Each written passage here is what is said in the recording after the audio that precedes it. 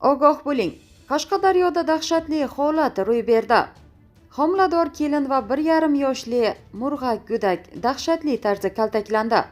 Assalomu alaykum hurmatli tomoshabin. O'zbekiston viloyatlarida sodir bo'layotgan eng muhim va shoshilinch xabarlardan doimiy xabardor bo'lmoqchimisiz? Albatta 3+5 uz kanaliga obuna bo'ling va bizni kuzatishda davom eting.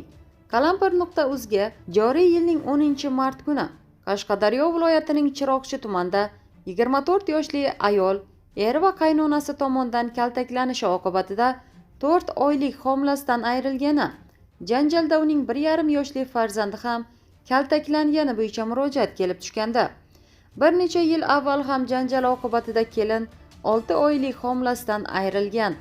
Janjal bo'lgan vaqtda oftoba ayolning qorniga borib tekkan va homila nobud bo'lgan deyiladi murojaatda. Voqeaga aniqlik kiritish maqsadida Qalampir.uz viloyat ichki ishlar boshqarmasiga bog'landi. Boshqarma matbuot xizmatining ma'lum qilishicha, holat yuzasidan tergov harakatlari boshlangan. Mazkur holat yuzasidan Chiroqchi tuman ichki ishlar bo'limi tergov bo'linmasi tomonidan tergovga qadar surishtiruv harakatlari olib borilmoqda deyiladi ichki ishlar bo'limi munosabatida.